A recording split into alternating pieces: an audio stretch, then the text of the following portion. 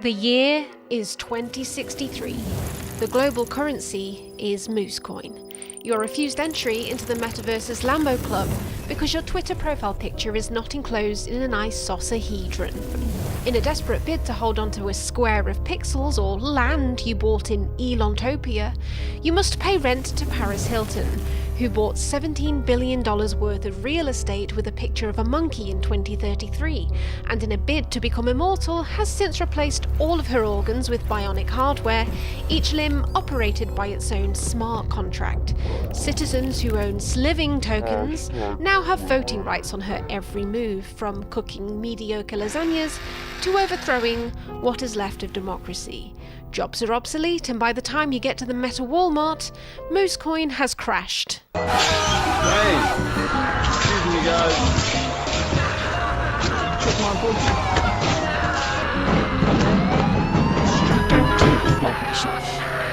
Never take the goggles off. But it's okay, because you're in control of who has your data now, and your dirty fiat currency didn't devalue by 2% over the entire year. That might be what happens if Web3 actually takes off, but it seems that for some reason, people actually want to stop this from happening? Welcome back to the Mooncat channel. Are you ready for another rabbit hole that would confuse the shit out of a small Victorian child? Oh, and if you're a crypto bro watching this video, yes, I'm about to FUD. I am gonna FUD so hard! To understand the intention behind Web3, you need to understand Web 1 and Web 2. Those of you who don't have back problems might not remember Web 1, so let Grandma Moon explain. It involved Neopets, Netscape browsers, dedicating half of your desk space to your CRT monitor, watching Napster take 3 hours to download the latest newfound glory pop-punk hit in 96 kilobits per second, only to open it and find out that it's 2 girls, 1 cup. Physical fights with your siblings over who gets to use the landline, hamsterdance.com, chain emails that threatened you with a 7-year curse, janky browsers on your Sony Ericsson flip phone. You got mail. It's a hyperlink to Goatsy. signing in and out of MSN Messenger to try and get the attention of Brandon, Windows XP, writing surreal erotic fanfiction on the Good Charlotte forum with your emo punk friend. You can hear the modem scream. Yahoo! Malware, GeoCities. Meat spin. But then Web 2 came along. Now we have Google, Facebook, JavaScript, Google, Amazon, cookies, Google, Facebook, data harvesting, Facebook, Amazon, Google. Who put Bing there? Google, Facebook. But many people think that there's something new on the horizon, something to break us free from these large corporations and eliminate the middleman, and that's The blockchain. Now, how am I going to explain blockchain technology without making you all want to stab yourselves in the eyeballs? I'm gonna have to Margot Robbie it, aren't I? Oh! Whoa! I don't have a butler, okay? Or a champagne flute, for that matter. Blockchain technology is a bit like...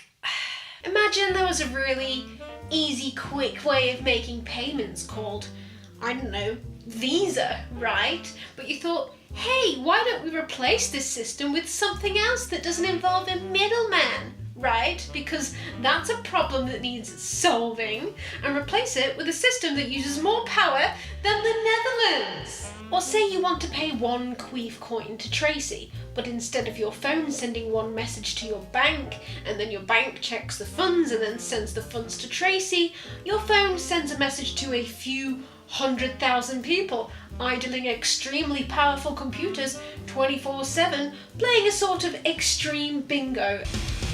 And then once one of the computers wins, the block of payments gets added to a ledger, and this creates a blockchain. And the winner of this stupid computer bingo gets a little reward of a fraction of a queef coin. And then 10 minutes and 400 kilograms of CO2 later, if you're lucky, and Tracy hasn't lost her passphrase, the silly bitch, she receives her queef coin. But now it's 10 minutes later, and one queef coin is worth about 1/10 of what it was when you sent it. Or think of it like this. Instead of asking a trusted friend to oversee your queef coin transaction, you say, I would like to send you this queef coin, but in order to do so, I cannot put my trust into this friend. So instead, I will put my trust in thousands of strangers on a decentralized network that are actually mostly controlled by random millionaire tech nerds that own loads of shipping containers full of Nvidia graphics cards and fucking Siberia or something. And why don't we burn down a forest at the same time just for fun? Yeah, it doesn't sound like it makes a lot of sense. And that's because it fucking doesn't! So this technology has been around since the 2008 market crash, touted as a solution to the problem of the banking system, but hasn't really caught on much outside of purchasing black market goods, money laundering and tax evasion. So this left a few whales holding a large portion of the available computer coins, but in order to cash out without making a huge loss, they'd need to find other people who were willing to pay more for their fake computer coins than they paid for it originally. But where were they going to find these silly little suckers to provide this much needed liquidity? Cryptocurrency needed a marketing strategy to make it a bit less black tar heroin and a little bit more Disney. Enter NFTs. Why don't you bunch this, you pussy ass Hexagon bitch? When's the last time you made a girl twitch? The art market loves rich people for obvious reasons, and rich people love art for obvious reasons. Tax evasion! For many decades, the art world and the billionaire world have enjoyed a beautiful symbiotic relationship wherein an artist has a work valued by a museum or a collector for millions and millions of dollars, and some billionaire will buy the work, the artist gets some cash, and because the billionaire liked the art so much, they get to keep it offshore, locked away in a free port, because they can't even bear to look at it or pay any taxes on it. It's just so beautiful and profound, it's impossible to pay any tax on it. But interestingly, this is all about to change. Auction houses have enjoyed decades of not having to give a single fuck about facilitating money laundering, because when a Tony Soprano character comes in, you know, nobody have to tell no one where that money came from and nobody get whacked, you know. It's like a unwritten agreement, you know, a wink and a nudge, a suitcase full of cash, 5 mil for an Andy Warhol. Don't worry about it, it's no one's business, capiche? Bada bing, bada boom.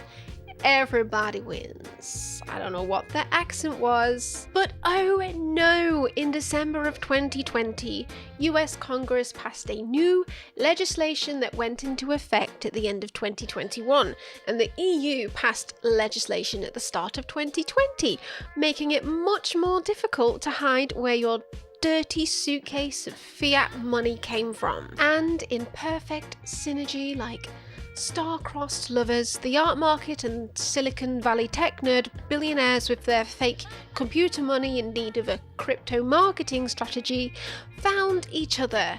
And just like an MLM, you need to give your scam a product in order to give it a sort of facade of legitimacy and real value, and not simply a mechanism to funnel even more money to the top 1%. And it's pretty fucking simple, really. Say you're one of these whales holding some illiquid ether, and you have large investments in various crypto projects, and you'd really like them to take off, and it would also be lovely if you could get more people to buy Ether at the same time, allowing your company to stonk and your personal stonks to stonk. So say you approach a famous digital artist, maybe that digital artist is called Beeple, and you say, "Hey, did you know the Ethereum blockchain and decentralized economies are the future? I have a DAO on the Ethereum blockchain. Why don't you stitch a load of your pictures together, mint it as a non-fungible token on OpenSea, and I'll buy it with some Ether. Then the news outlets will shit their pants, man, and everyone will realize how awesome NFTs are and that this is definitely the future of digital ownership." What the fuck are you talking about? Dude, I have billions stuck in the computer, okay? I can't get it out. I need the money that's stuck in the computer. I still don't understand. You get $69 million. In hard cash? Yes. USD? Yes. Okay.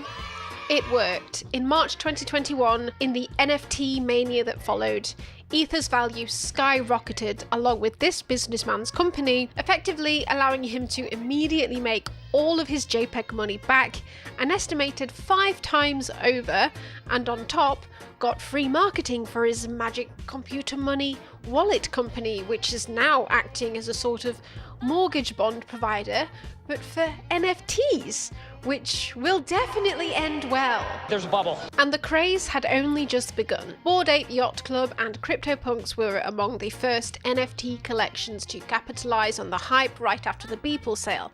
And in my opinion, the only reason that they did so well was simply due to being in the right place at the right time. And something tells me that the project has since been, I don't know, rushed somewhat. No humans detected. One of these characters was sold for nearly $15,000. For that much, I'd want the ape to climb out of the screen like the girl in the ring. My cholesterol is gonna go up after.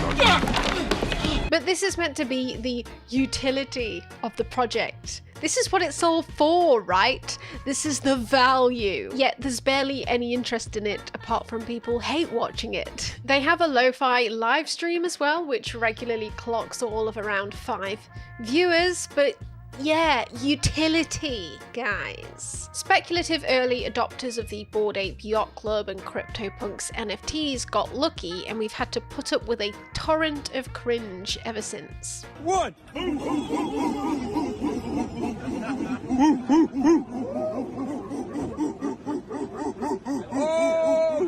NFT collections, which were already doing well, were further pumped by other grifters who wanted to artificially pump the prices of other projects in order to increase the legitimacy of their own. And that brings us to one villain of the Mooncat cinematic universe, Gary V. And we know exactly how he did this thanks to this Crypto Bro circle jerk conversation between Mr. Beast, seasoned pumper and dumper Logan Paul, Suck my dink, bro. Dink? and Logan Paul's side bro. Dink doink with the hottest functionality and all of the most built-in techniques, tactics. Gary V, it's like fucking 11 p.m. Just out of nowhere, just calls me and he's like, yo, I got like 30 people to call, hop in. I'm like, so me and Logan both bought punks. You guys have probably seen on his Twitter that he bought a bunch of crypto punks at the same time. He's like, it'll be the best decision of your life. Just get in. I was like, okay. Yeah. And so I just joined the call. Every heavy hitter you can imagine who's Exactly. worth $1 billion was on this one call. Here's what you're gonna do, and you're gonna do it right now. You're all gonna buy a bunch of crypto punks. We're all just like, are you sure, Gary? And we're asking questions, and he's like, just buy it. I was just so pulled by his like conviction that I bought a bunch. Wait. Yeah, I bought quite a few. What's your rarest characteristic punk? Well, I've already sold quite a few of them, so I don't. What? He was preaching about blockchain JPEGs to Logan Paul and Mr. Beast at 11 p.m. No wonder his wife left him. Gary V's plan successfully persuaded multiple millionaires to buy Ether and then buy CryptoPunks with that Ether, because apparently CryptoPunks are the new Facebook, guys, because Gary V's entire career is basically built around reminding people about that one time he was right and then using that to make it look like he always knows what the next big thing is. He then convinced these millionaires to immediately flip the NFTs and buy his own blockchain scribbles instead with the proceeds. So then I rolled the money into VFriends because Gary, same thing, called me. He's like, VFriends. Now, one thing we know about Gary Vee is that his poor fans aren't worth a lot to him because he can't charge them 10 grand for a meeting and then use that meeting for the purposes of extracting further money out of them. There's no utility in poor fans, okay? Apart from when you're shouting fake motivational buzzwords at them and uploading that to social media, okay? So how does he solve the problem of the vast majority of his fans being broke as shit? Through various complex NFT schemes, of course. And because no one is familiar with the grift yet, the space is rife for exploitation. First of all, he gets his millionaire friends to pay over the odds for his scribbles, artificially inflating the price, something we know in the real world as painting the tape, which is an illegal activity. He's not the only one recreating actions that would be considered fraud in the real world, as over 80% of trades on the Lux Rare platform were found to be wash trading, which is the practice of selling assets to yourself to artificially inflate the price. Then, once his impressionable fans see that his scribbles are selling for astronomical prices, they get all sad because they can't afford them and they're FOMOing hard. So what does Gary do to make it look like he's super generous and inclusive? Well, he releases a new book and then tells them all to buy 12 physical copies. They had to be the physical copies, and then you get one free Book Friends collection NFT, which he doesn't bother pumping with his millionaire friends because what's the point? They've already bought the fucking books. Meanwhile, Gary's new book becomes a bestseller before release. Gary's fans list the spare books on eBay, hoping to sell them at half price, and some even start burning them in furnaces to keep warm because they can't afford heating anymore. So holders of the VFriends NFTs, not the book NFTs, that's in a separate collection, this one isn't for the pause, get to attend VCon 2 whole times. VCon is a special event in which you sit in a conference hall repeatedly picturing your closest family members being shot directly in the fucking face and realizing that that would actually be a more pleasurable experience than being subjected to people like Charlie and Dixie D'Amelio, FaZe Banks and Logan Paul for an entire fucking weekend. So he's essentially holding an auction for them to see himself live and separate auctions to actually meet him and do things like go bowling with him. But imagine someone like Britney Spears, instead of selling tickets at a fixed price on a first come first served basis, she auctioned seats for her concerts. So who would end up going to Britney Spears concerts? It would be her richest fans. And this is generally seen in the music industry as unethical. Artists don't want to be seen as prioritizing rich fans over poor fans. Gary Vee, on the other hand, has found a way around appearing unethical to guarantee that only his wealthiest fans are closest to him at all times. Gary then pursued another NFT project in which only holders of his most prestigious scribbles are guaranteed access to a 5-star seafood restaurant. Oh, but don't worry, broke Gary Vee fans, you get to hang out with Gary now as well, as long as you rent an NFT from his wealthier fans and allowing Gary to extract more value from said wealthier VIP fans as a result. Gosh, this is sounding an awful lot like a sort of scheme structured like a sort of inverted funnel, doesn't it? Oh, and don't worry, Gary has ensured that he receives 10% of the proceeds of all VFriends NFT resales, so he doesn't miss out on any of the sweet revenue garnered from his wealthiest fans bidding to the death to smell his Sigma sushi farts. Meanwhile, as the NFT market's griftathon was in full cringe, it only made the Bored Apes project look more legit in comparison, and it continued to increase in value, which eventually culminated in the pinnacle of cringe earlier this year, where celebrity millionaires got horny on Maine for painting the tape and literally painted all types of tape on Twitter and even on fucking late night TV. Never mind the unfathomable cringe of this clip. This is at best undisclosed advertising and at worst a fucking crime. This is your ape. Are we debuting It's it? really cool. Like the hat, the shades. And what? How did you pick And it probably won't surprise you to learn that all of these celebrities have financial interests or are affiliated with the same talent agency, which has an investment in OpenSea. So you know how people play video games for fun? Well, NFT enthusiasts want that to end. Another NFT shill scheme is the gamification of the links to the JPEGs, the JPEG receipts. Axie Infinity has become the most popular play-to-earn game, in which you buy an NFT of an Axie and you can fight it sort of Pokemon style. And stories about players in the Philippines being able to Axie their way out of poverty are so heartwarming and are probably written in some way or sponsored by people invested in crypto, because all ethics in journalism seem to go by the wayside as soon as a fucking blockchain is involved. Kahit po sana kumita po ng kahit 3,000 po a month. The idea of playing a fun, cute game to earn a living, it's something that I think resonates with a generation that's looking for new ways of making money online, new ways of finding a digitally native income. With the pandemic, it's destroyed a lot of physical jobs, in many cases kind of permanently. So I really think that what we're dealing with is a fundamental change in the nature of work. Crypto-based games are community owned. Everybody in the community gets to share in the revenues and the upsides, which means that participants, people who play, get a chance to play to earn. And that's just incredible to me, and it creates really unique opportunities.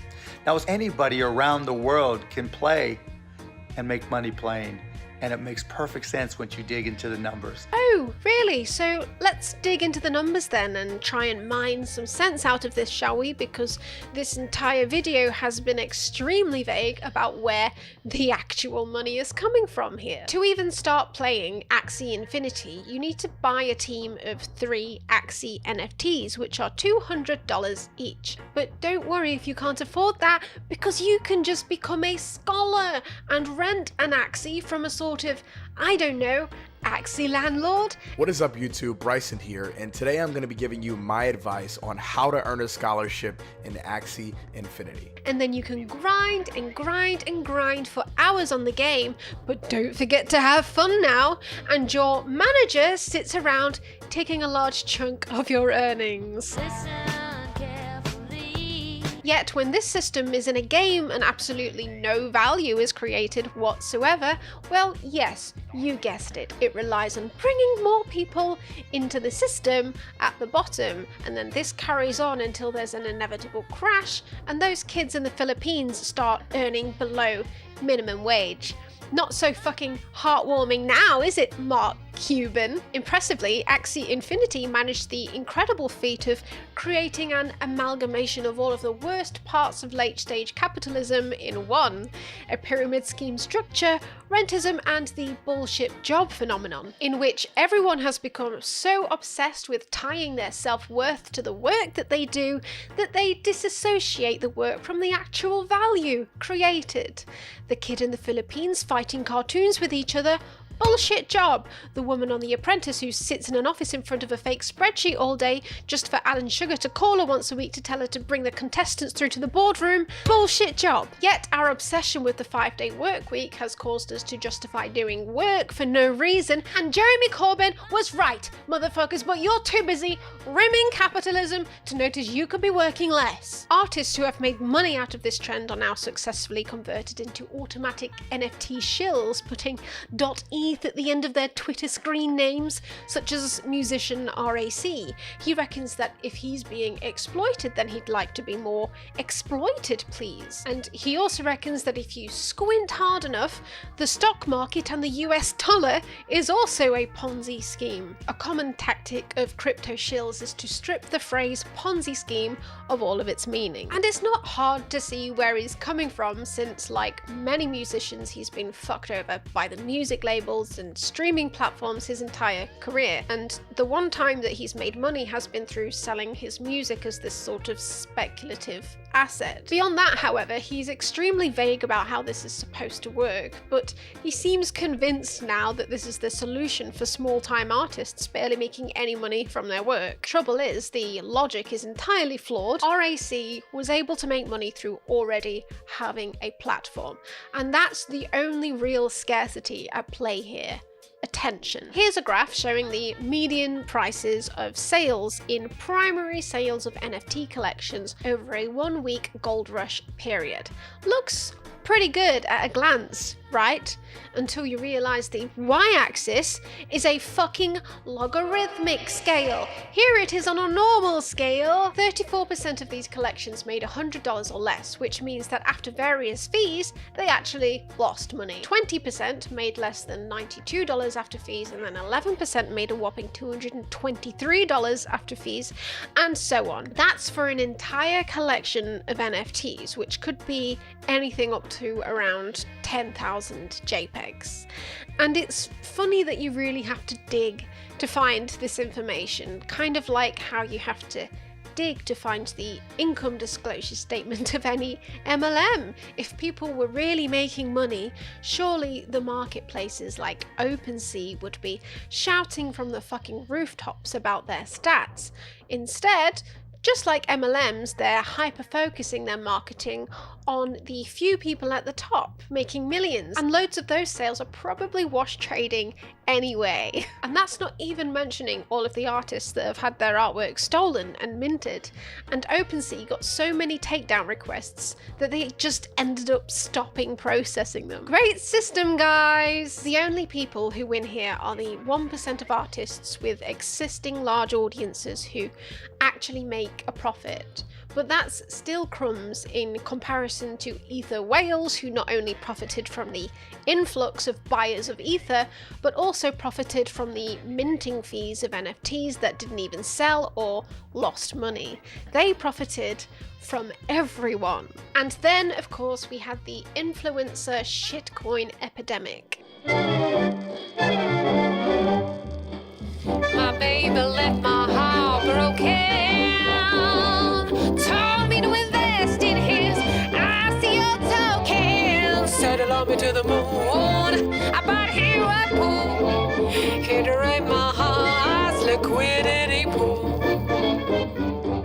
But before we get into that, this video is sponsored by Keeps.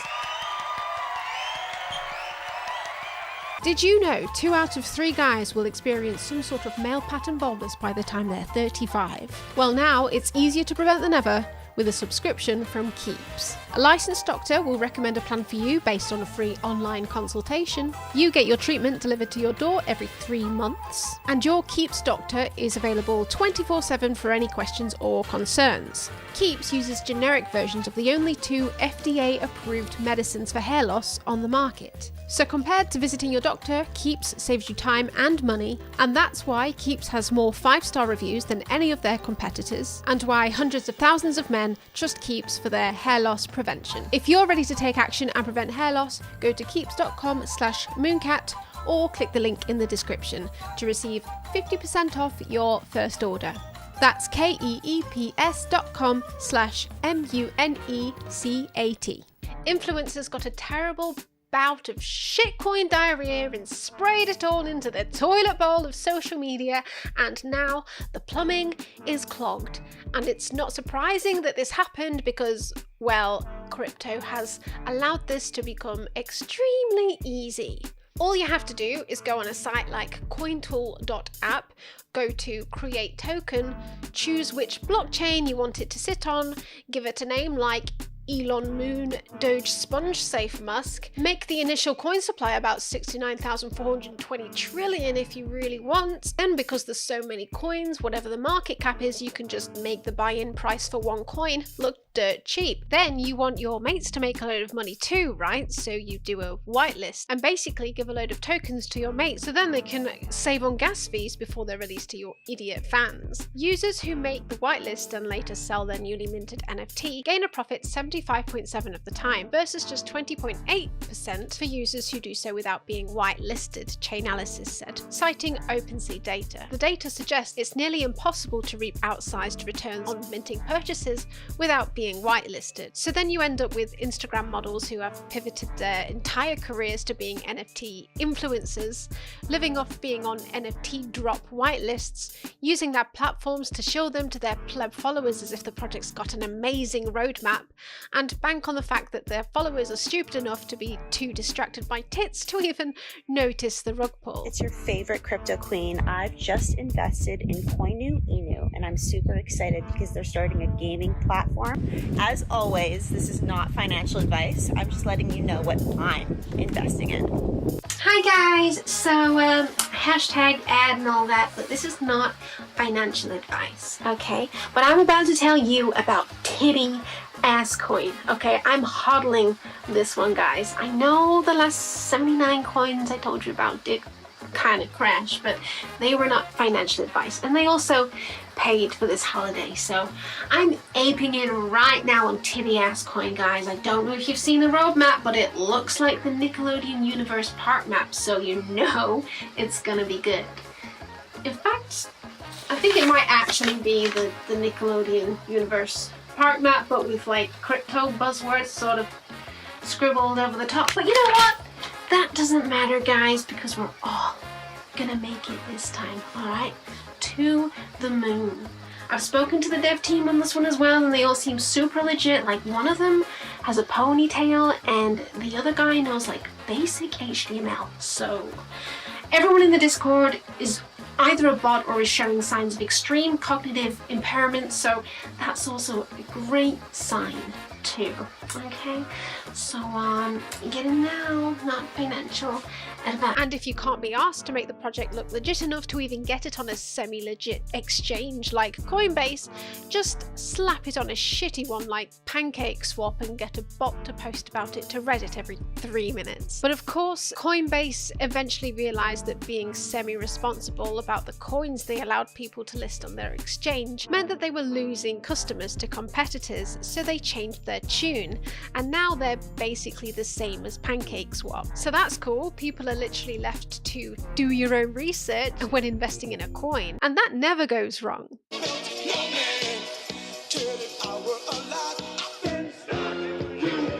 In the end, the whole scheme can cost you about $450. And that's how influencers like Ice Poseidon, with a brain so smooth you could use it as a curling stone, managed to shamelessly fleece his audience out of $500,000. Yeah, I could give the money back. It is within my power.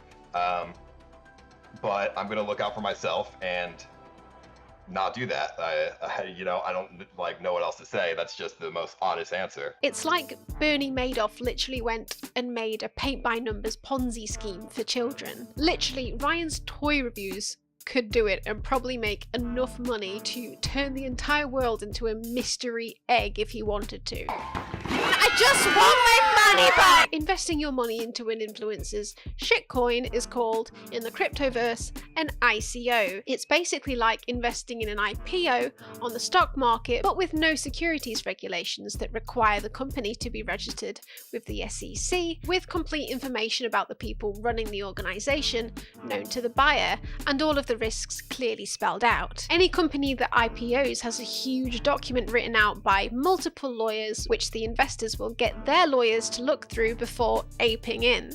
But ICOs mean that any fraudster can now, in effect, pop an unregistered security on the market completely anonymously and without consequence. And before I get hordes of people in the comments going, "But the SEC sucks, dude!" Yes, it does. They often resort to fining scammers after the scam has happened because investigating them costs a lot of money and it might not always turn out to be a crime. But they are perpetually stuck in this impossible balancing act between preventing fraud and not stifling creativity in the finance sector. So right now they're just stuck in this crippling epidemic of Ponzi schemes within Ponzi schemes, and of course the people benefiting from all of this fraud are the people going to the regulators and saying, yo, this is just innovation, dude, don't stifle innovation, man.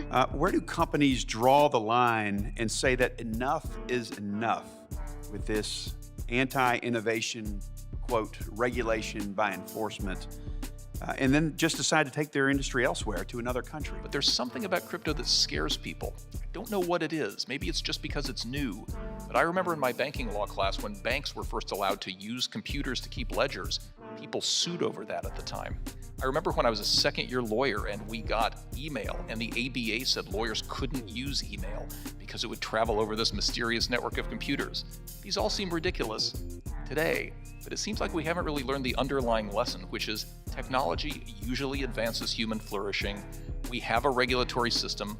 Let's use it. The exact same thing happened when they allowed Bernie Madoff to run a Ponzi scheme for 30 years. Yeah, it went on for 30 years, during which he was reported to the SEC multiple times. He actually did innovate some methods that are still used in finance to this day, but that doesn't negate the fact that he stole $64.8 billion. The same happened with the crash in 2008 and the same with Enron. The SEC knew of the signs, but they didn't do anything. And these crypto shills and right-wing politicians are now trying to demonize the SEC, not for doing too little, but for doing too much. And the crypto market is currently in this perfect sweet spot in which lobbying from billionaire Silicon Valley investors can successfully convince regulators that this is actually the future, and all of this scamminess is just a symptom of new tech, and they'd better not put too much regulation on it, or all of the business from this exciting new tech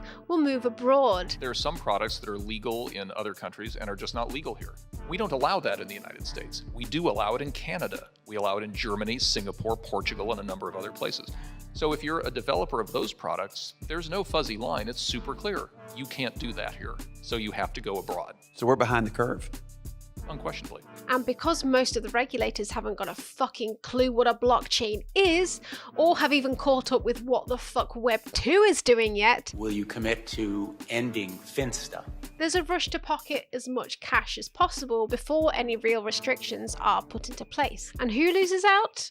The retail investor, again. At best at this point, I think we'll end up with crypto stuck in a legal limbo between lobbyists and regulators, similar to MLMs, who got subject to regulations which are supposed to require recruits to make more money from selling the products than from recruiting people, but these rules are not properly enforced and the grift continues, and they can even use the fact that they're legal to differentiate themselves from other MLMs who have been prosecuted under the law for being pyramid schemes. All it does is just give the ones who don't get caught more power. And I'm sure you've probably all seen this by now, but if there was one video in the world that would make you want to take all the cash out of your wallet right now, roll it up into a tight little tube and stick your cock right down the middle, screaming, "Fiat me daddy," it's Cryptoland. Take a shot every time you hear the word crypto. This is me, Christopher, a crypto degen with a crush for crypto kitties. I'm on my way to Cryptoland, the #1 crypto destination on Earth where crypto enthusiasts, or cryptolanders like we're called here, can meet with like-minded individuals in real life. No, you haven't taken a drug spiked with the source code of the Reddit homepage. This is real. I've unfortunately immersed myself so deep into the crypto world now that I understand every fucking joke in this video. And they're not funny. They're not funny at all. You don't want to end like my Mount Gox friend. Its creator had a vision of the Disneyland for crypto, but it ended up looking more like they fed an AI bot with those randomly generated animated kids channels on YouTube. My little monkey jumping on the bed. And Your Nightmares, and it spat out 20 minutes of this shit. They enlisted the help of crypto shill for hire Kyle Chassé, who said that he bought an NFT which was supposed to buy him a plot plot of land on this island, an island that they didn't even own. He brags that he spent $1.3 million on it on his thumbnail, but when in reality some crypto sleuth discovered that the organisers actually slashed the price in half right before he bought it and changed it back right after. He still paid way too much for it. I actually had some property. Should not have bought it, couldn't have afforded it, but subprime mortgages, you know? So there's no loans or lending or subprimes or interest or anything like that. And if you're thinking, how the fuck do people fall for this? This is insanely fucking stupid. Remember, this marketing is not aimed at you. It's aimed at vulnerable people who have been fucked over hard by capitalism. They want friends, a community, they want money, and just like MLMs, they have their ways of creating a community atmosphere by talking to each other in a sort of code and inside jokes, which this video represents. But as soon as you start fudding, your new friends are nowhere to be seen. They're being told that capitalism isn't the problem, it's actually the Federal Reserve, big banks and politicians, and they believe it because along with that story, they're being given an easy way out. It's the same reason your junk email folder is full of shit that looks like it was written by a fat-fingered ape with dyslexia. Don't ask me how an ape got diagnosed with dyslexia. That's not the point. The spelling is bad on purpose. They want to attract the people who are not put off by spelling mistakes because the people who are put off by spelling mistakes are a waste of their time. You might get a few back and forths from a semi-intelligent person, but once they realise what the deal is, they'll bounce, and all of that was a waste of your valuable scamming time. You need the extremely vulnerable and only the extremely vulnerable in from the start. They won't waste your time, they'll agree with everything you say and be unabashedly positive. And they don't even need to have money, they just need to be the cheerleaders that will convince the people with the money to buy in based on hype. Discords made for pumping new NFT collections and coins are ideal because as soon as someone even slightly fuds, you can immediately boost them out of the server, no questions asked. You can also easily convince them to do all of your marketing for free. In the case of Cryptoland, they allowed their recruited cheerleaders to earn a free NFT if they 1. Followed the Cryptoland Twitter, 2. Turned on tweet notifications, 3. Liked all of their tweets, 4. Retweeted all of their tweets, 5. Wrote meaningful tweets about Cryptoland, 6. Changed their Discord and Twitter profile pictures to a screenshot of the nightmare video or to one of their NFTs, 7. Added Cryptolander to their username on Twitter and Discord, 8. Added a link to the Discord in their Twitter bio, 9. Invited 20 friends to the Discord, and 10. Were a fun and active user on the Discord. All fudders and even people merely asking questions or linking to the page that showed that the island was still up for sale were immediately banned. The sale of the Cryptoland island fell through, thankfully. They had plans though to make it into a sort of safe haven from the fiat environment, but when you strip that of all of the fluff words, they basically wanted a libertarian seastead, free from all of those pesky taxes and regulations, including the age of consent. So how is this being sold to us as the future? Why don't you come to Cryptopia? It's even worse than Bezos-topia. There isn't even a fucking moose, and probably lots of xenophobia. The Bitcoin bros come in two main groups.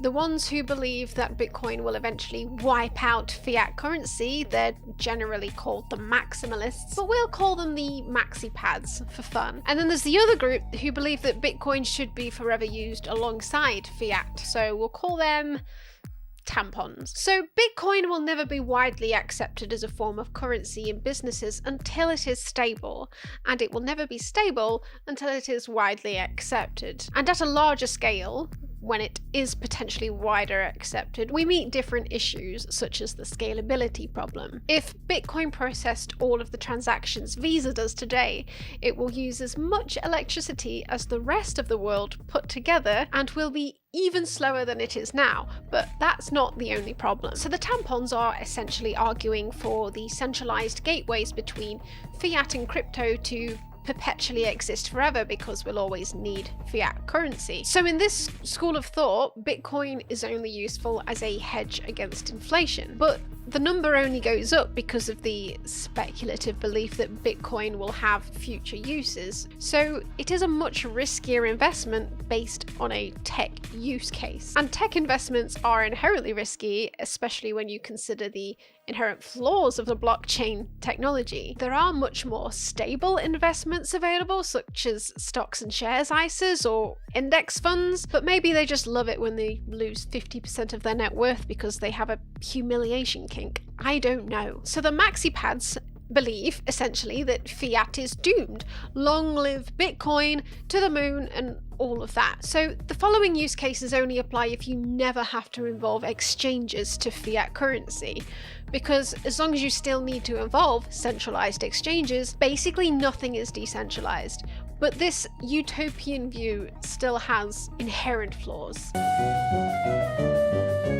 It really is sweet how so many Reddit bros all of a sudden have this huge concern for Ethiopian and Nigerian farmers, and I'm sure it has nothing to do with the little graph on their Coinbase app. I spent November of 2019 roaming around the continent of Africa. I went to Nigeria, I went to Ethiopia, Ghana, and I saw that the number one problem that entrepreneurs were working on there, they're all working on payments, and the most interesting of them were working on Bitcoin. Realistically, poorer citizens of developing countries are, slowly but surely, getting banked. The adoption of mobile money is spreading. Cryptos, Silicon Valley tech CEOs, VCs, and Jack Dorsey all have a real sudden charitable streak in them in the form of ensuring entrepreneurs in developing countries can find a way of being paid. The philosophy of the most successful tech startups in the past has been ease of use for the end user.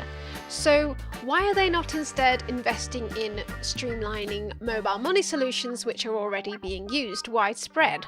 And don't produce a MacBook Air worth of e-waste for every transaction, and will eliminate the need for a crypto exchange, and will eliminate the need for a Nigerian taxi driver to set up a MetaMask wallet and get paid for a ride with an extremely volatile digital token. Oh, is it because perhaps, for Jack, number go up? So Jack Dorsey is now trying to become accepted in the Bitcoin community, whilst simultaneously being the face of social media censorship, especially censorship of their favorite orange guy. And team. How can you say that this is a currency for everyone in the world when you are the king of censorship? Bitcoin is about decentralization, and you have no right to be here today speaking about this. We're working on that too. We're working on that too. We'll get to that. I get it. We get to that. Can you please? He spends his days on Twitter sharing anecdotal feel-good stories of people who have made money with Bitcoin and the rare cases in which it has supposedly helped people out of poverty. He's also trying to squash all competition for Bitcoin in one fell swoop by labeling them all as being owned by Silicon Valley VCs, which is not untrue, but it's not untrue of Bitcoin either. But trying to set yourself apart from other grifters is the first rule in the grifting handbook. Sure, there are issues with access to physical banking services and documentation, but the unbanked in third world countries mostly are because they just don't have enough money. This leads to the sharing of resources, so only one person in the family needs an account. The issue that needs addressing here is lack of income, not lack of a bank account. But that's not an issue that can be easily addressed with a flashy app without any vowels in its name. Tunnel-visioned tech CEOs and Silicon Valley VCs with ANCAP ideologies do not generally consider local conditions when they preach about banking the unbanked, and these ideas have come and gone before. There is no reason for an Ethiopian farmer to use cryptocurrency, unless they're trying to organise an international crime syndicate or avoid capital gains taxes, which is unlikely. It's secure! With traditional banks, you have to jump through multiple hoops to verify your ID and send someone money. With blockchain tech, it's just a simple private key. This makes it vastly easier for someone to socially engineer someone's passphrase and gain access to their wallet. No 2FA needed, no name of your first hamster, and they have done it. multiple times, and once it happens, it's irreversible. There's no bank to call, no credit card company to ask for a chargeback. You only have to spend 5 minutes scrolling down the blog web3isgoinggreat.com to see that another high-level hacking, rug pull, or NFT scam is committed pretty much every day. And you don't even need to be a criminal mastermind. All you need is good programming knowledge, some social engineering skills, and zero morals. And to punctuate my point, the largest heist in American history was committed by 2 fucking idiots. I'm a motherfucking bad bitch. Go on, make me a sandwich. You annoying like vag is. Heather R. Morgan and her husband, Ilya Lichtenstein, are suspected of laundering $4.5 billion worth of Bitcoin through various wallets and a dodgy marketplace, and transferred into fiat currency via gift cards, among some other methods. And what did they spend the money on? Journalist, a writer, a CEO, and a dirty. To be clear, they've not been arrested on charges for the initial hack, but from what we know, it's quite possible that they carried out the attack themselves. One lyric in particular in one of her masterpieces is Spearfish your password, all your thoughts transferred, flush you like a turd. So spearphishing is like phishing, but with a PH, except instead of sending out one email or net and waiting for your victims to come to you, you intentionally set your sights on one victim, and you might, say, send them a cold email, gain their trust, and convince them to send over their details over to you that way. This is how hacks usually happen in Web 2 and Web 3 world. It's not someone in a hoodie and a V for Vendetta mask matrixing their way into the mainframe of a bank. It's very boring, polite emails, something Heather R. Morgan said that she was an expert at, or a hacker mindset. The blockchain does not fix the inherent vulnerabilities of people when it comes to social engineering. And when you have a system that only requires a private key for access to funds and a pseudonymous system which already has tools built into it for laundering cash, then you've made it even easier for someone to steal $4.5 billion from you and spend it on this. 'Cause you suck like a vacuum cleaner. Over the 6 years since the hack, either they've been pretty stupid the entire time, or they've got sloppy with their laundering throughout the years. Who knows? But when authorities raided their apartment, among hordes of USB devices, cash, and hollowed out books to hide it in, they found a burner phone in a clear plastic bag labelled burner phone, and a file on their computer named Passport Ideas, and a spreadsheet on their cloud account which had addresses of all of their wallets and information about the assets inside of them, and some of them had file names such as dirtywallet.dat.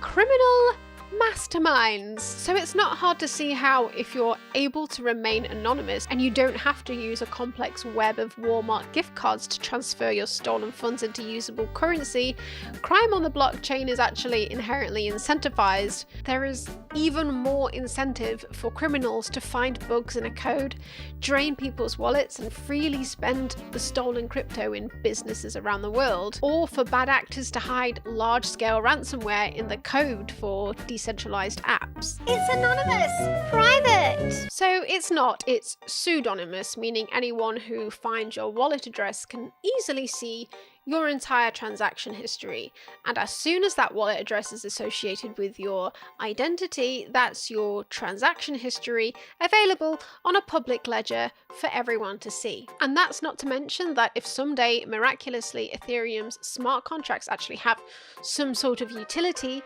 all of your data will be on the blockchain in order for it to work. Your mortgage, your medical records, everything you've ever posted on social media. Say perhaps someone doxed you or posted revenge porn. It's immutable on an append-only database, unable to be deleted.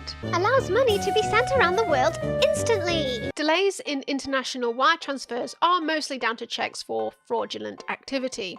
The only reason you'd ever have an issue with this is if you were a criminal or Anna Delvey. It is true that it could be potentially used for sending funds to protesters if the state's banking system had cut them off, such as when this happened with the recent Canadian trucker convoy, and the Coiner Bros, of course, went, now we have a use case! We have a solution, guys! We have a use case for Bitcoin, finally! Only to find that they had to concoct a wild set of actions in order to change the computer money back into real money. This somewhat hilariously involved the composition of a publicly available Google Doc in which all of the proposed actions could have been easily intercepted by the police. Just some of the materials needed included printers, paper, ink, large pliers, leather gloves that cover wrists, screwdrivers, pens and paper, and 10 DVD discs. The actions would culminate in the participants smashing the USB printer to pieces in a hotel room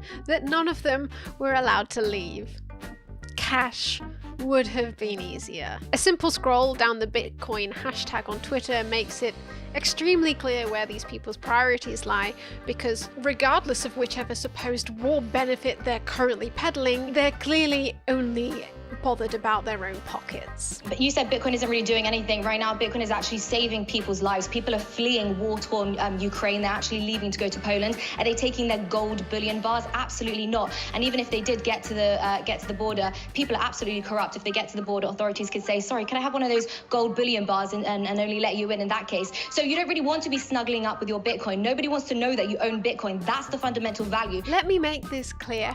Russia is actually attempting to use crypto to undermine the sanctions in the US dollar, and he tricked Vitalik Buterin into helping him do this. In a world run by Bitcoin or any crypto, wars will still be funded. For some reason they seem to think that fiat funds wars, and for some reason they think that crypto would never be spent on wars. It makes no sense. Please, Bitcoin bros, put your Coinbase app away and touch some fucking grass. But you can't print Bitcoin like the Fed prints money.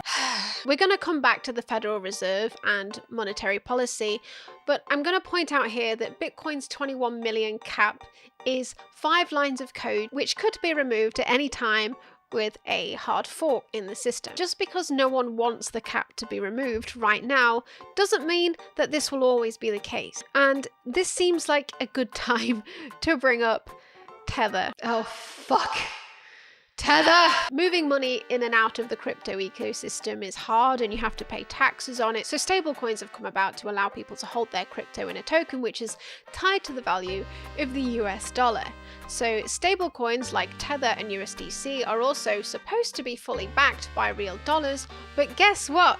They aren't, and they lied about this for a very long time. This is another entire rabbit hole, but let's just say they lied about their reserves by transferring funds into an account temporarily while a third party ordered a check to their reserves on a specific date. Then when the Paradise Papers came out, people found out that they were basically the same company as this huge exchange Bitfinex, you know, just one of the 99% of exchanges that have suffered from a huge hack. And because they were lying about being backed fully by dollars, they could use Tether's dollars to bail out Bitfinex when they lost $850 million of their customers' cryptocurrency after a dodgy bank they were dealing with got shut down. And they lied about it, and the whole thing was started by a past Ponzi schemer, someone who got caught up in an online gambling scam, and someone drowning in allegations of being a full libertarian who wears rare Pokemons in his hat. Guys, this video killed me. So stable coins hold a hell of a lot of power over the supposedly decentralized crypto market as a whole.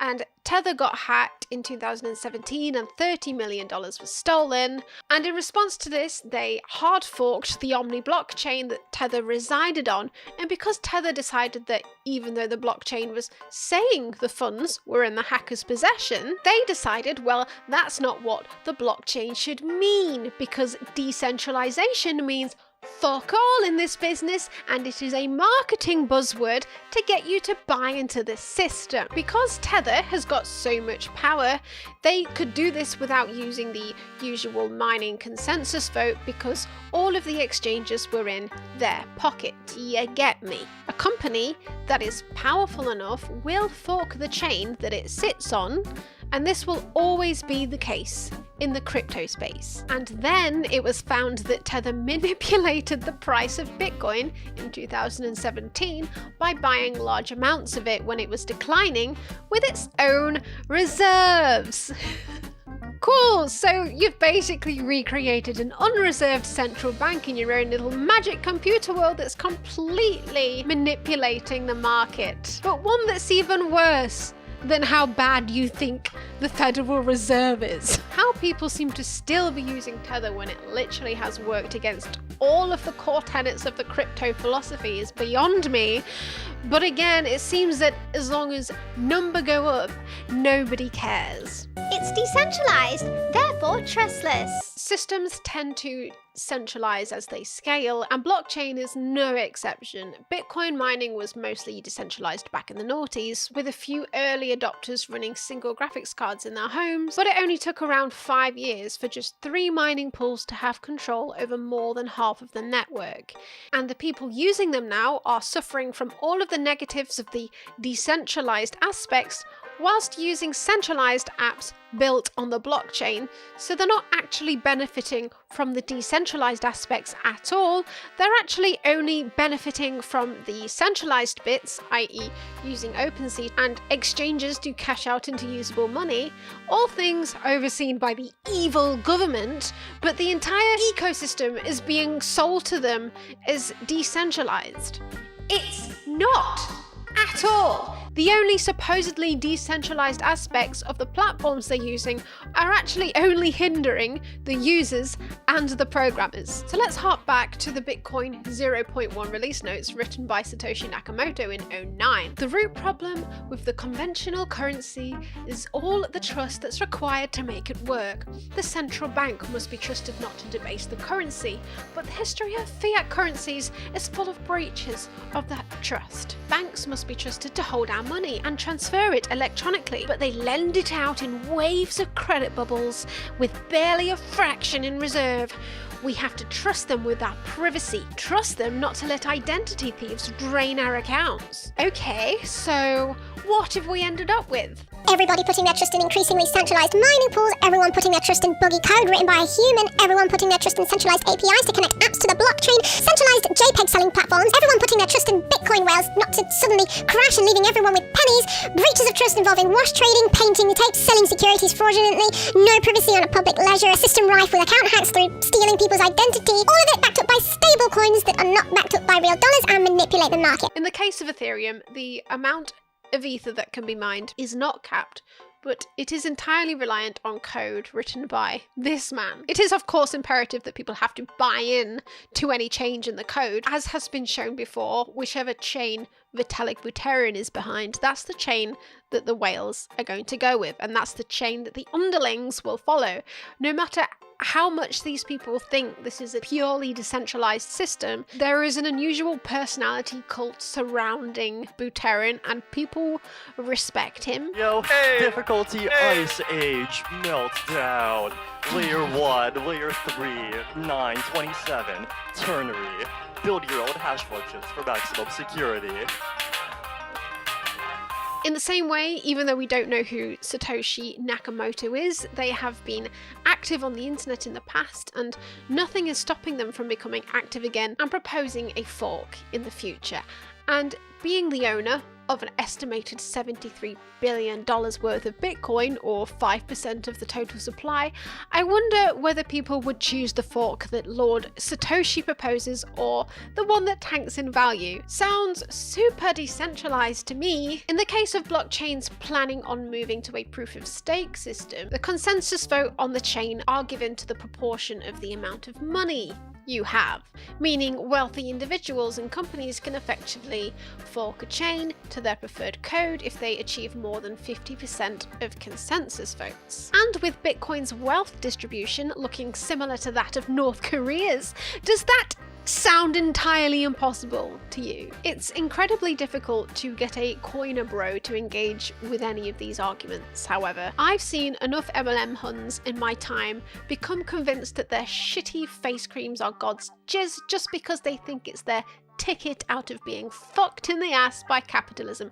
day in, day out. The number one rebuttal to all of this fudding always comes in the form of, oh, well, it's early days. This was relentlessly shoved in people's faces during the Super Bowl halftime show, in which all ads were trying to spread FOMO, one of them even comparing the invention of crypto to the invention of the wheel, forks, toilets, the moon landing, light bulbs, the Walkman, even democracy. Matt Damon basically calls you a puss boy for not investing in one of them. History is filled with almosts, with those who almost adventured. Equating an athlete scaling a rock in freezing temperatures to you sitting on your ass and signing up to Crypto.com to purchase a fucking JPEG because Justin Bieber did. I'm not sure I can think of one revolutionary invention in history which had to try so hard to convince the entire populace to invest in it before it had even been proven useful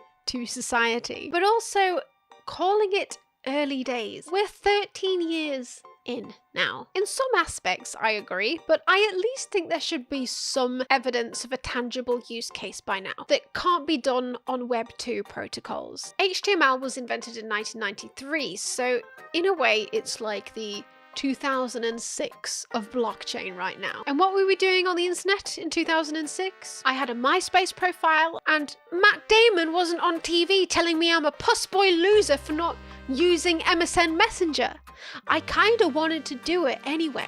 Moxie Marlinspike in January this year composed a blog in which he criticised the Web3 protocol. His main points were that no one would ever want to run their own server and huge parts of it are still centralised, such as the APIs used to connect the MetaMask wallets to the chain. And Vitalik Buterin responded with various assertions that all of this was coming. But here's the fundamental problem with believing that Web3 utility is on its way. Because a blockchain needs to pay miners to mine to make it work, a blockchain needs a native currency. So Vitalik Buterin comes along and makes Ethereum. Ethereum's currency is called Ether. Before Ethereum is released to the public as this revolutionary blockchain tech, Vitalik and a load of his mates, including Peter Thiel, get given a load of Ether before it shoots up in value. This is called a pre-mine. It doesn't matter whether Ethereum is a good tech or not, because your software developers will come along anyway to make some cash. These software developers will buy a load of Ether and then say, hey, we've got this great idea for giving this blockchain some utility, and then they market their proposed utility and then promote an ICO to get people to invest in this proposed utility with the hope of making money. And among a lack of securities regulations, swathes of inexperienced retail investors pour their cash into a project that they know nothing about. There's a name for bogus software promises already, and it's called vaporware. Vaporware is promises of software that never materialize and only exist to prevent customers from switching to a different solution. So the vaporware shillers make money from the ICO and the Ether shooting up in price, and in turn, Vitalik and his whale mates profit from the Ether shooting up in price, and the software developers have no reason to make the software actually fulfill its goals at all, because they've all already made a fuck ton of money. With the invested money, they've got two choices. They can either ride out the vaporware promises for as long as possible, waiting for the Ether to go up even more based on the bogus promises of other vaporwares, or they can rug and take the money and dip with no consequence. Either way, Vitalik Buterin wins, other Ether whales win, the software developers win, and nothing of true utility ever gets built. In the real world, when a company goes public, if you don't provide real value to the public, you lose money. But why, oh why, would Matt Damon be calling us puss boys if blockchain is useless? Well, there's a lot of billionaires and millionaires stuck in the system who want to pump the bag and cash out. But there's also a lot of people who legitimately want this technology to be revolutionary, and we have to understand why. Writing this script caused me physical pain. I'm serious. This video broke my brain. Now I have to leave posts on r/Bitcoin like I think the Federal Reserve actually introduced some beneficial fiscal policies. Just to feel something again. philosophy behind Bitcoin is all depriving the government of any power over monetary policy. To explain the way that Bitcoin is coded, the digital mining of Bitcoin is supposed to reflect the mining of gold. So the increase in Bitcoin supply is supposed to happen around the same rate that gold was mined. So back in 2010, you could mine a few blocks an hour on your Pentium processor. But as time went on, the mining of gold got increasingly difficult and slowed down, just as mining Bitcoin gets increasingly difficult as time goes on. And people have to buy more mining nodes and burn down more forests, etc. to get the same amount of coin. If you can prove you've done the work to the rest of the network of computers, you're allowed to enter the little Bitcoin lottery, which awards you with a bit of a Bitcoin. This is exactly what proof of work is. You've got to prove you've done the work, you've got to prove that you've burnt down a forest. Bitcoin is coded to reflect the gold standard.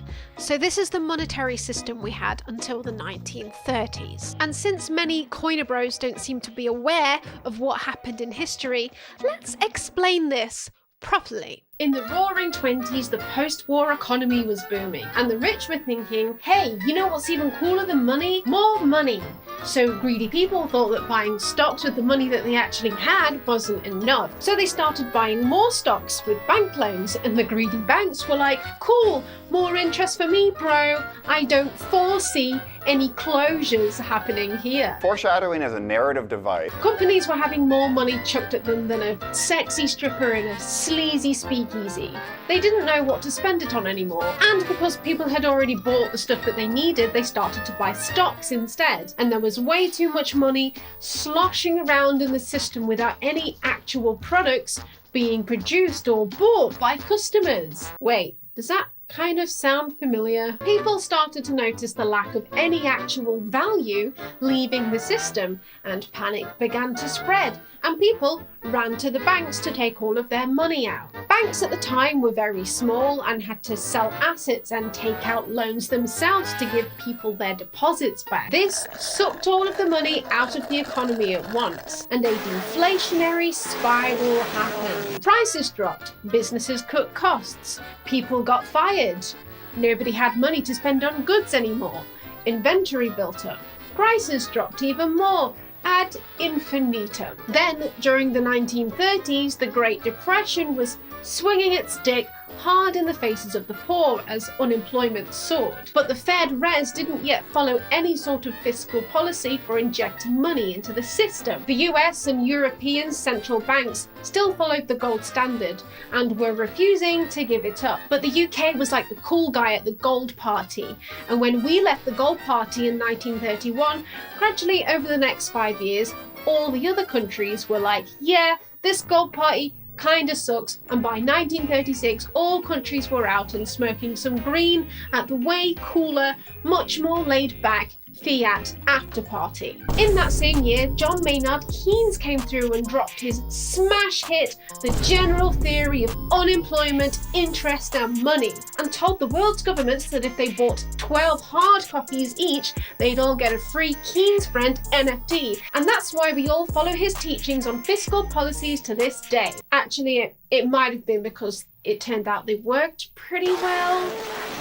Because securities fraud was rife in the lead up to the stock market crash. Wait, does that kind of sound familiar? The SEC was created in 1933 along with the FDIC, which acts as a sort of bank insurance policy that the banks pay a premium for.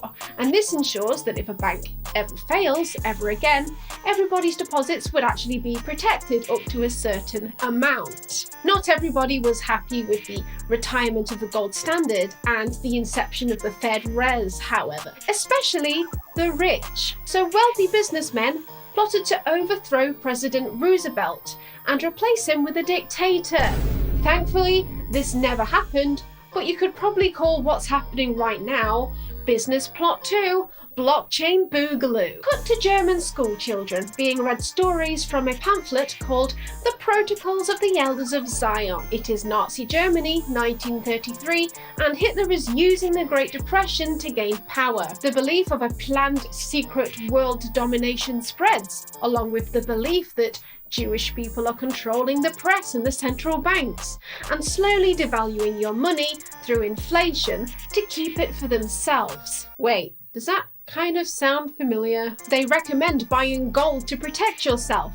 One of the main assertions being that gold equals money. Wait, does that kind of sound familiar? These ideologies became inextricably linked with wealthy businessmen who still believed in the gold standard. Eugenics and debunked bell curve theories gained traction, a science funded by the wealthy industrialist owners class. A cult was formed based on an obsession with the gold standard. The same man who started that cult went on to create the Freedom School, which birthed the modern American libertarianism movement. They require a license to drive. What's next? Requiring a license to make toast in your own damn toaster? Ooh, fun fact, Charles Koch was one of the students. The ideologies of the Freedom School have weaved their way through the last century, with reincarnations through various libertarian organizations and figures such as Ron Paul and Murray Rothbard, who were also strong gold standard proponents. In 1997,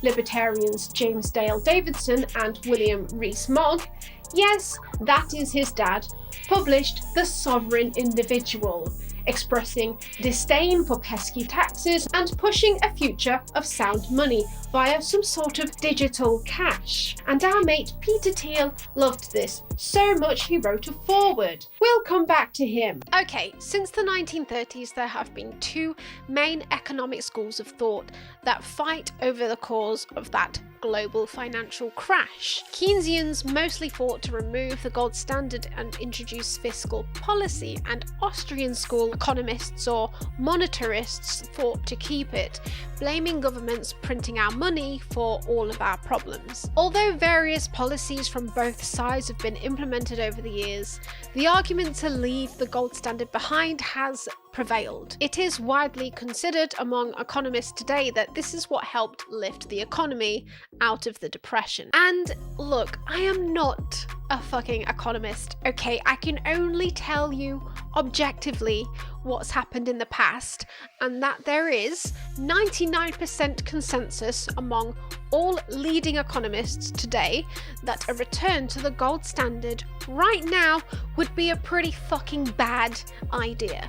On the contrary, have any conversation with a Bitcoin bro and you'll soon find that they believe that they've earned a master's level economics degree awarded by the fucking school of Reddit, and they actually believe that a coded in monetary policy devised by one person in 2008 is the answer to everyone's fiscal woes. The number go up brainworms are real. And if you're an r/Bitcoin bro currently writing me a lovely thesis in the comments about the fucking Cantillon effect, I respectfully ask you to instead write your comment out in Notepad on a cheap laptop with Windows XP installed, burn the file to several DVDs, post the DVDs to a neutral third party, then ask them to BlackBerry your comment to a USB printer in a remote hotel room, go to the hotel room and don't leave until you've smashed the printer to pieces with a screwdriver. Selling a hedge against inflation to vulnerable people is not even a new scam. Glenn Beck peddled a scheme in which people would be pressured to buy gold at an inflated price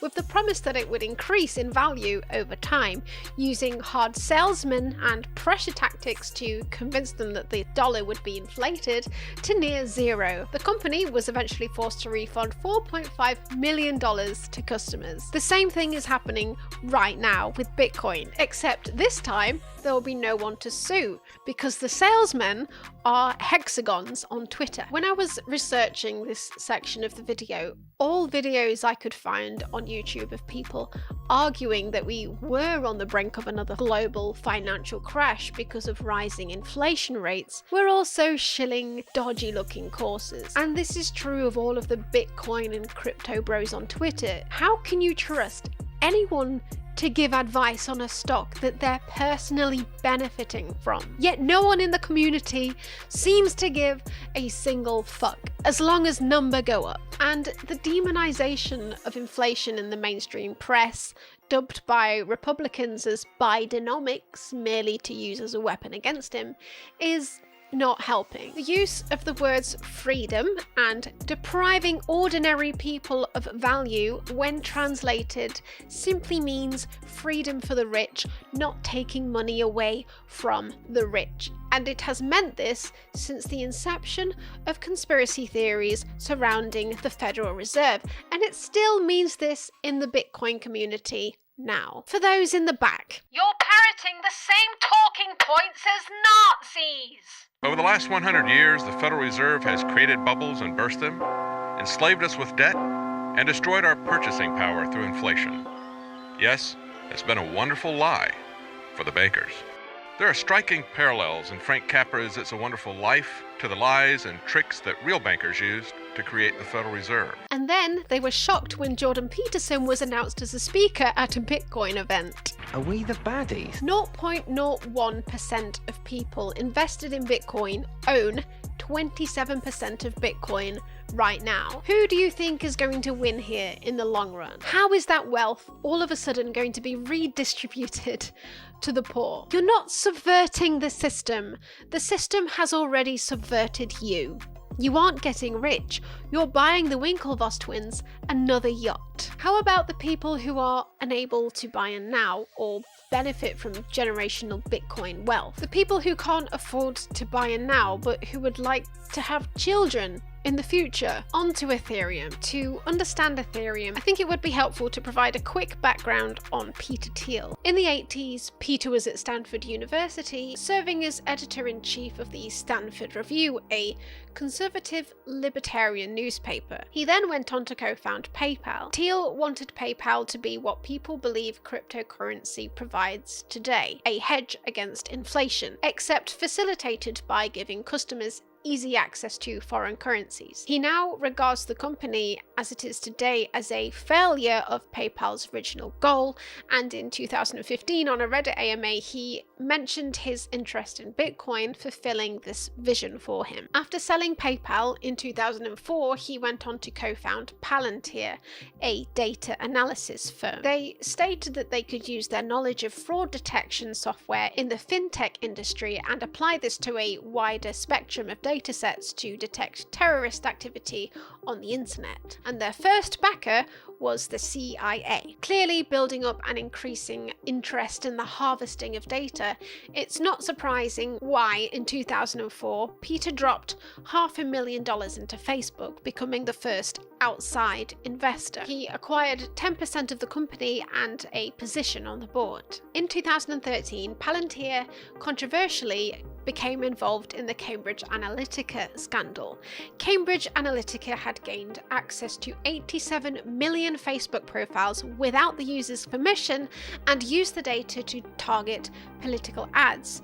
And it was this that experts believe may have swung the Brexit vote in Leave's favour. It was alleged by a whistleblower that multiple Palantir employees sort of helped them with this. Interestingly, Cambridge Analytica attempted to start its own cryptocurrency, Dragoncoin, for the specific purpose of harvesting people's data.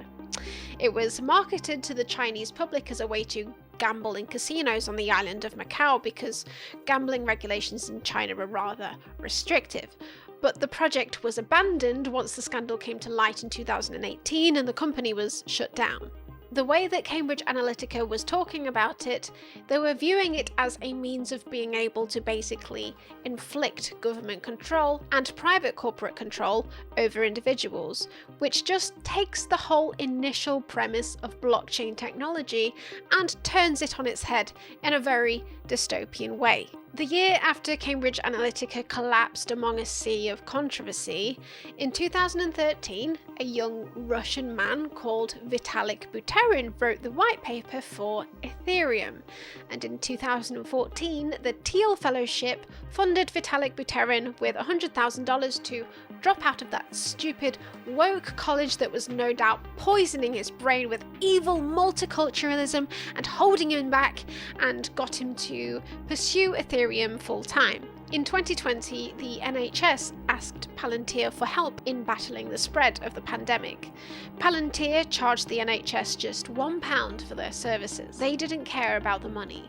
They just wanted the data. The NHS gave Palantir access to millions of British citizens' medical records with which they could train their data analysis models. In 2017, Bitcoin shot up in price when his VC, the Founders Fund, bought an estimated $15 to $20 million worth. I don't think it's a coincidence that the same people who are funding CIA-backed data analysis firms have direct ties to the Cambridge Analytica scandal and are scraping NHS data, are also funding blockchain technology. Do you really think Web3 is going to be about privacy and being in charge of your own data? In 2017, the Thiel network came together in the UK. This is a network of conservative academics, including Jordan Peterson, who are attempting to influence government policy on free speech. Free speech being code for normalizing white nationalism. Palantir's chief of staff has attended meetings with Christian theologians at Cambridge University's Faculty of Divinity, with Jordan Peterson in attendance. Their common concern was the increasing threat from the advancement of a liberal agenda to traditional Christian religious and theological beliefs, including an unnerving fascination with race science. Unknown to most, Peterson seems to be sympathetic to scientific racism, despite disavowing far-right views, but tends to only admit this, and in carefully guarded terms, in specific discussions. There are profound and virtually irremediable differences in people's cognitive performance, and that those differences have a very solid biological and heritable basis. The Ashkenazi Jews, for example, have on average a 15-point advantage over the rest of the Caucasian population, which is sufficient to account for their radical overrepresentation in positions of authority and influence and productivity. Of course, that was laid out to some degree in the bell curve back in the 1990s. Peter has now left his position on the board of Facebook so he can spend more time supporting the campaign for Donald Trump's re-election, being Silicon Valley's most outspoken supporter of him. Now we are told that the great debate is about who gets to use which bathroom. This is a distraction from our real problems. Who cares? He's now heavily invested in Ethereum, Bitcoin, and EOS blockchain technology, and in addition has direct control of the most advanced data algorithms in the world. In 2011, Peter's plans of developing a private island free of all government regulation was scuppered when he came to realise that it was not quite feasible. The residents of the nearby French Polynesian islands had argued that they didn't get much say in the proposed plans to build the supposedly self-sustaining islands just off their shore, and only benefited the rich residents wanting to avoid tax. Funny that. This is a phenomenon libertarians have always dreamed of, and it's called seasteading. Innovative political systems could serve humanity better than governments do today. That's why we work to enable seasteads, floating cities which will give people opportunities to peacefully test new ideas about living together. The most successful will become thriving new societies, inspiring change around the world. We're creating this future because governments profoundly affect our lives, and improving them will unlock enormous human potential. The aim of Ethereum, it seems to me, is Thiel's second chance at seasteading.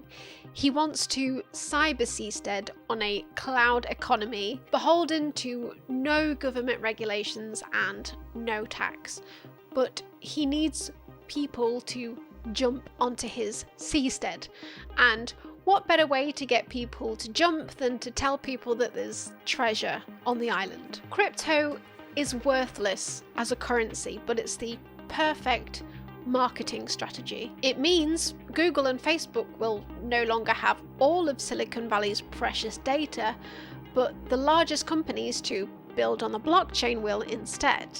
And they won't be held back by silly regulations like GDPR if they get their own way. And remember, a blockchain is immutable. They'll potentially have access to a much larger pool of data than Google and Facebook have right now. This isn't the masses fighting the 1%.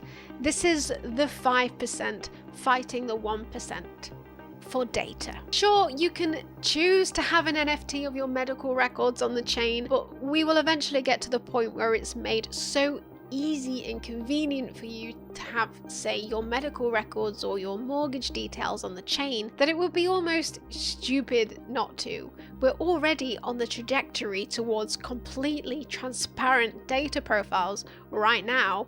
We purchase more and more devices and download more and more apps every day for the purposes of convenience, and we're beginning to accept that this just means that your data will belong to that company.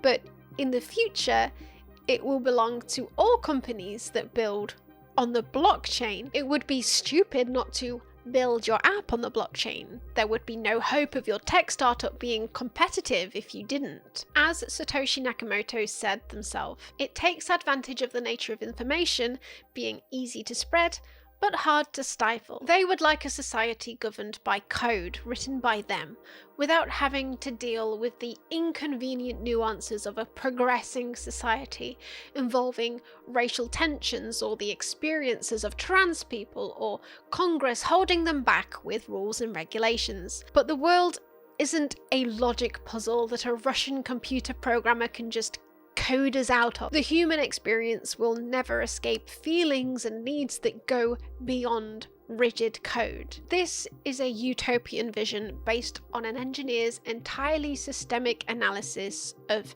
how a society should be governed. Cultural and political contexts eradicated. The entire system is hard-coded to realize the whims of the richest in society. A free market is a type of democracy, but one where the poor get the fewest votes. And this is exactly how a DAO works, and this is exactly how proof of stake works. Consensus power over the whole chain for the rich. Crumbs for the poor, and you'll be so poor you'll be compelled to sell more of your data to the rich. This was already proven with the catastrophic failure of Ethereum's first ever DAO, the DAO, when the blockchain was hard forked to reverse a hack, draining their investors of $50 million. The VCs didn't want to lose their money, so they changed the rules. The unforked chain, Ethereum Classic, still exists, but its crypto is only worth $25 now. So I wonder why most people chose the chain that the rich people chose. And if you really want a sinking realization of how bad this could get if it were devoid of any regulation, just Google assassination politics. Back to present day, and blockchain technology advocates are pushing the idea of social media on the blockchain. On a protocol which records the history of everything you've ever done online, the incentive to remain completely anonymous is absolutely paramount.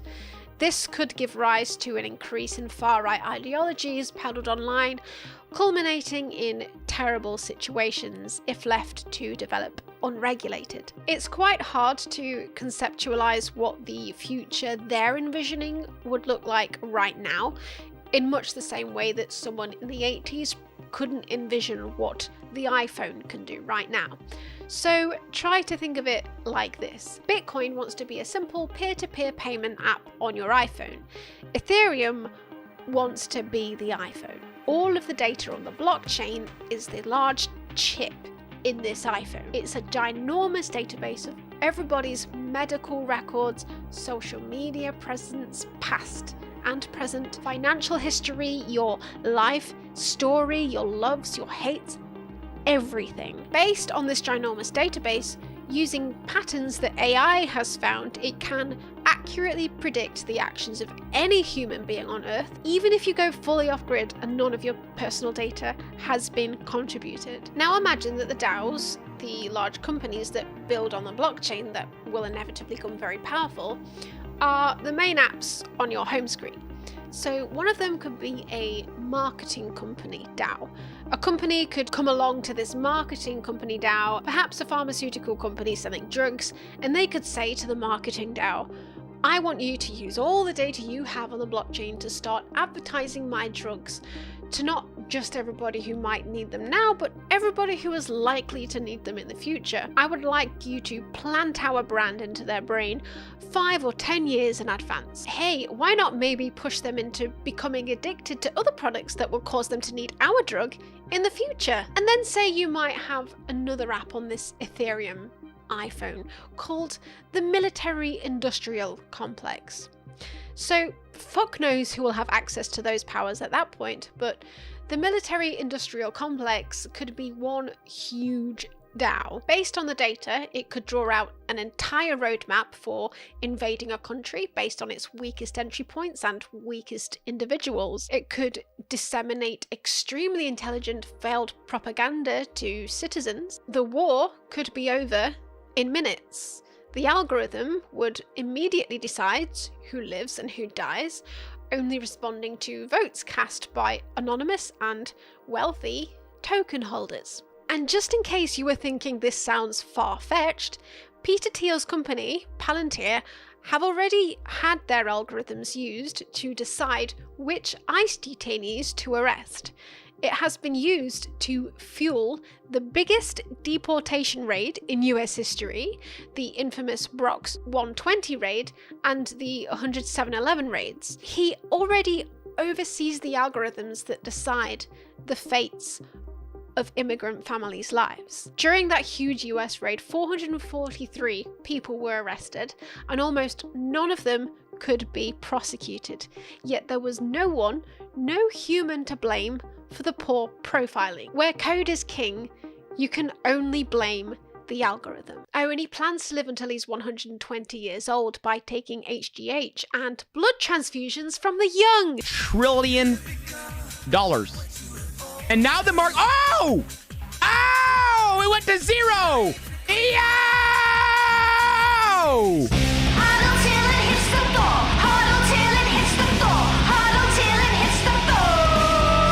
But will the data revolution happen? That's a tough one.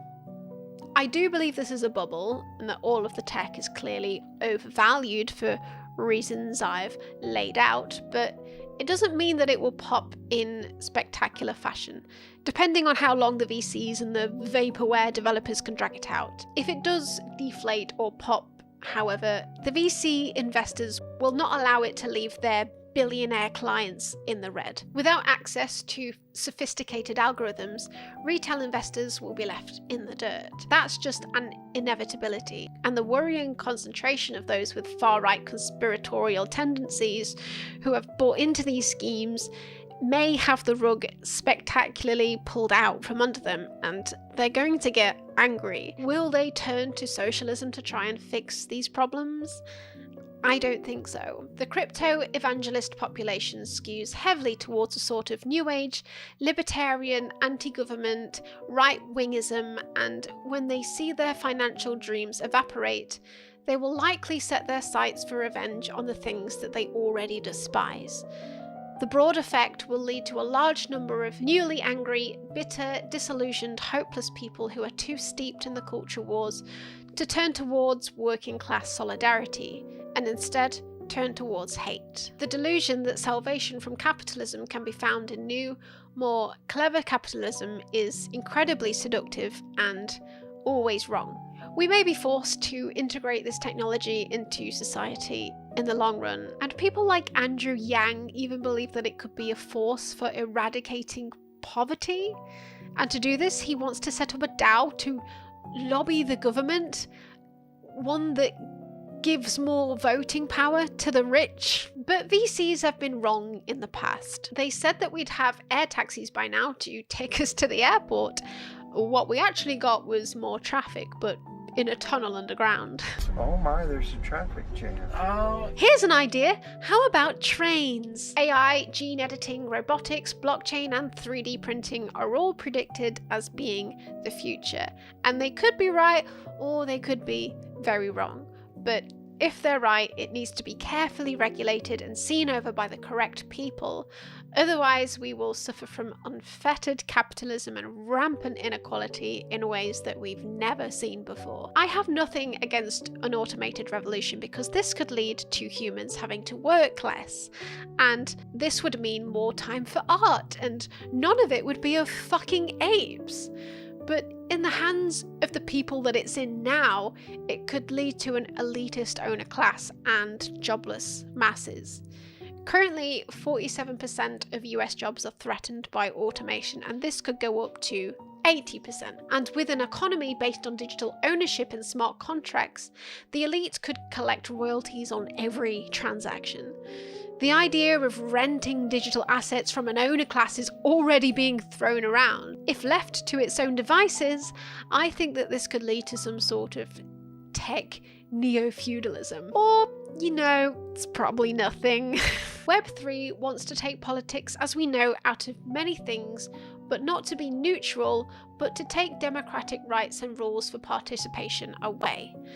When only the code decides, and there is no place for debate and political struggle, how do the disenfranchised get heard?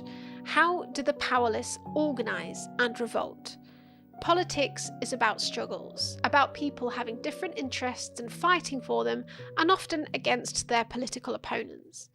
Web3 doesn't want to stay out of it. It wants it to stop. Whether it happens or not, the conclusion that I've come to is this.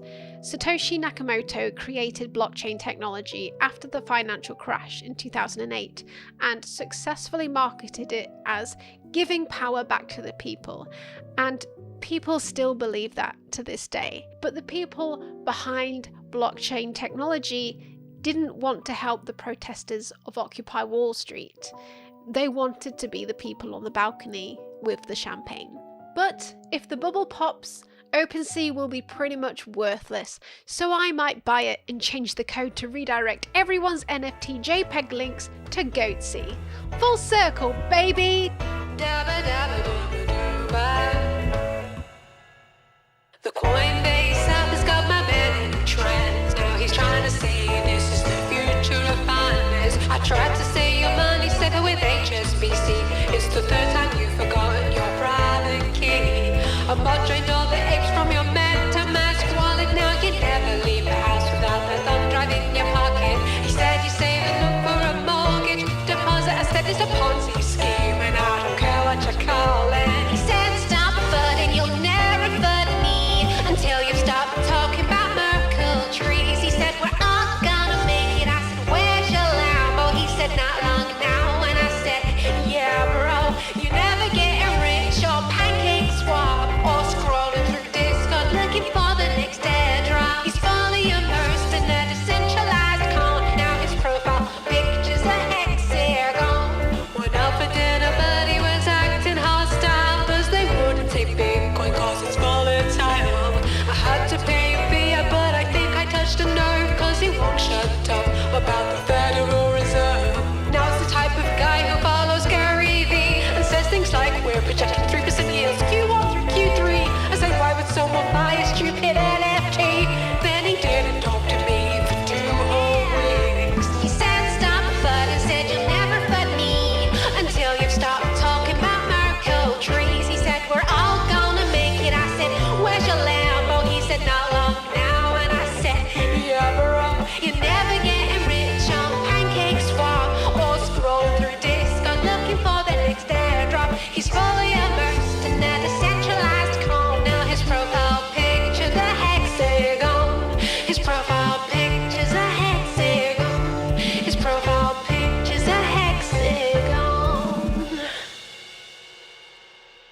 Sori Zia, Alex Josiah Brown, Alexander Young, David S. Music, RGW, Lena Flair, Maria Papadelli, Eric Dallin, Brett Island, Lola, Carl Eric Patrick Iverson. Women don't pee out of their butts, Octo Brad, 67, Odjet Stolshaw, Skunkhead, Gareth Welch, Oswald Chu, Atacop, Benshaw, Tiaz, Mathaita, Paul Booker, Ostra, Alexander Vukaskovic, Visible Ray, Sunte 83, Justin Smith, Dave Kelly, Milanu, Garrett, Tanner, Brandy, Gray, Fluffy Tusk, Easybake, Urban, Vlad, Morozov, Astron, Hulstage, Dunning, Kruger, Pressure Child, Michael Porter, Alfie, Moogly, Machina, Max, Conan Elegant, William Wallace, Kate, Bailey, Thomas Denzel Young, Agent BX, Kate, Hinchman, Jason Silver, Queen, HTH, Zach R, Larry N, Martin King, Steve Dorrans, Brent, Andrews, Catherine Espel, Mocha, Leafa, Senior, Brainwash, Paul Woods, Julia, Christopher Camper, Sam Murdoch, Zoila Chance, Mitch, Milk, Moonshine, Wildcats, Mitch Elias, 3 Minute Mile, Elite Queen Fleet, Enderina, Cara Gonzalez, McGee, Omi Johnson, Laura, Doherty, Quit Stepper, MJ, Evan Gale, Music is Magic, Alice, Transformer, Samuel Avenue, Westminster, Nancy Coito, Paris, Emma Marion, Lou, and Emily Reitzman German, and Ashley Bird.